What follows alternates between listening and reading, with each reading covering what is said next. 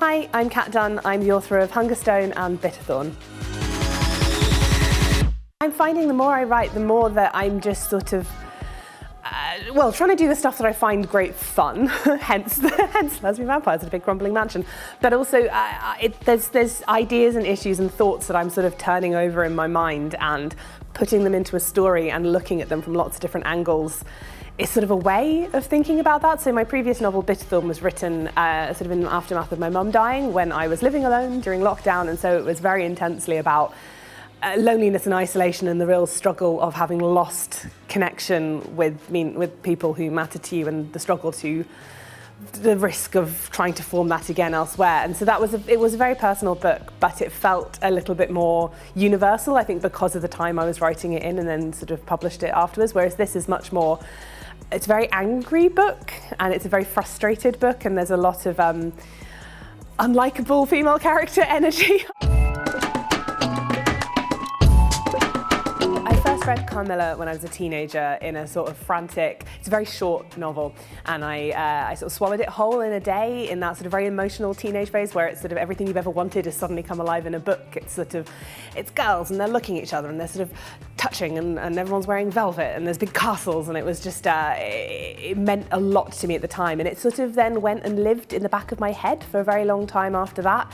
Sort of, it becomes part of the scenery, right? It becomes part of the wallpaper. You've got this imaginative world that you're carrying around with you, and I always wanted to come back to this idea of the vampire, but very specifically the female vampire and the sapphic vampire and all the sort of tropes and baggage that carries around. And it sort of took a long while for it all to coalesce, and I eventually, the idea started to come together, and I went back and I reread Carmilla and realised that it had almost become like the original text was its own separate thing, and the Carmilla that lived in my head was a different thing, and that was sort of what I was working with. And I think that's the great joy of things that you discover as a teenager, is they kind of become part of you, and they influence things you're doing in ways you don't know. So it was a real pleasure to come back to both the original text as an adult and sort of see more in it, but then also really give full unleashing to that imaginative world that had been in my head for I will not say how many years, but a long time. I had a great love for Buffy, so obviously Willow and Tara's plotline was there and it was important. I didn't necessarily look at it and go, that's me, but it felt just so much truer to the world that I lived in, where I did have friends who were going, oh yes, that's me. I did sort of live in this slightly less sort of heteronormative world, so I think that felt like it spoke to me as a place that felt comfortable. I read a lot of Sarah Waters, who wrote Tipping the Velvet and Fingersmith, and a lot of Victorian set lesbian historical stories. They're really fantastic, but they were for adults, right? There just wasn't that much. To be completely frank, there just wasn't that much, and I think I didn't feel like I was having a kind of coming out story that made a lot of those sorts of stories feel relatable. I think I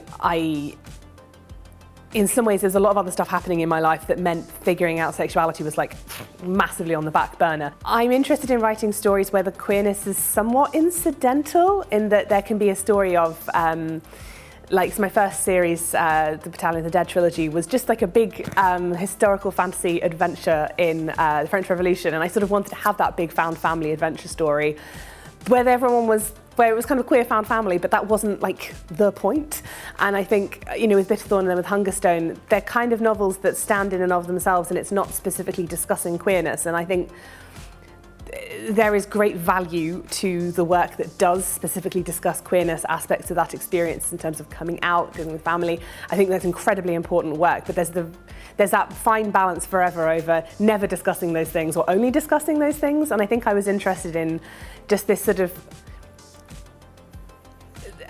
having that almost not be anything that needed to be commented on. It's interesting writing historical stuff because it's not necessarily socially accepted in the times that these characters are living in, but it's not the big one thing they're going to be fraught about. And I sort of wanted queerness to have that full range of expression, to have that full expansion of life. And I think the queerness is very integral to it, but it is not a book about coming out.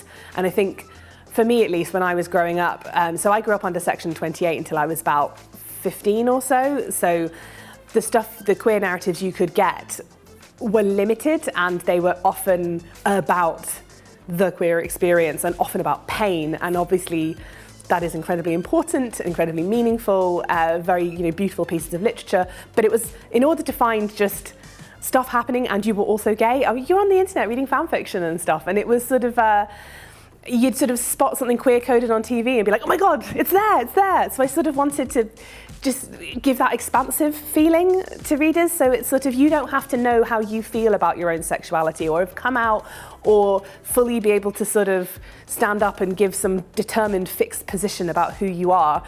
But you can still sort of feel slightly more welcomed and at home. And I think, representation is a kind of big catch-all word, but I think there's just that, for me, it's a sense of a door being open rather than a door being closed and you're trying to peer through the windows going, maybe this is me. It's more just kind of like, come in, have a look, do some other stuff while you're here.